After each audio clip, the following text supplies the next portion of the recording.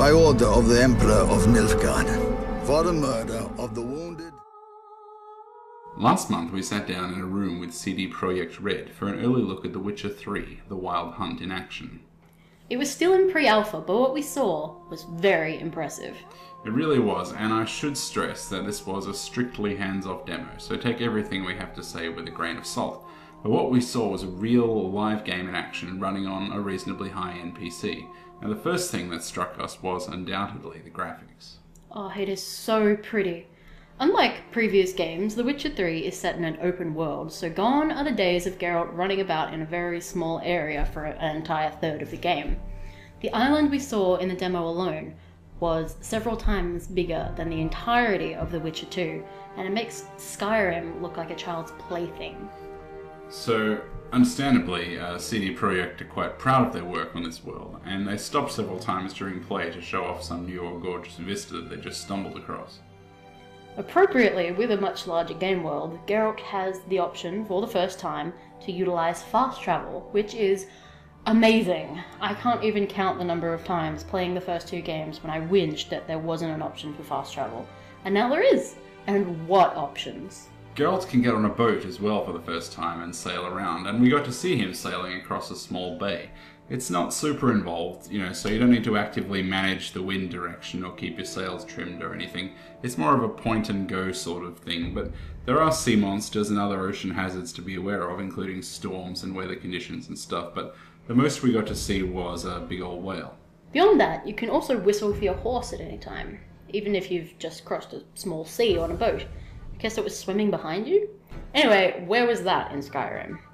Even just having the option to gallop along on a horse rather than trudging long distances on foot will make it a more enjoyable experience, I expect. Also, there is the traditional point at a map and suddenly you appear there, fast travel.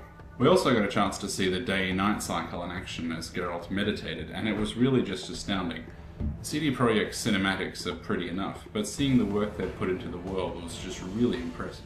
Yeah, I mean, watching the stars and the galaxies and your clouds and your sunlight and rain and wind revolve around him, it was really breathtaking. And speaking of meditating, we were meditating because the devs wanted to pass time to show us how the different times of day and weather effects would affect which monsters would be active in the world. Some of the monsters, such as werewolves, are stronger during the full moon, naturally, but more vulnerable during the day.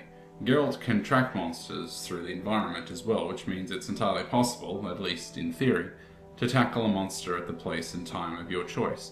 Geralt has some sort of new Witcher vision now, which highlights important clues and environmental items to be aware of and stuff like that.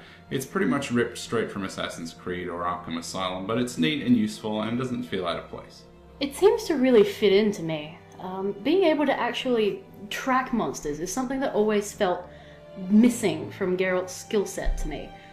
Giant pools of blood, yeah, we can track those. But actually following tracks or learning from the clues a monster leaves behind, not so much.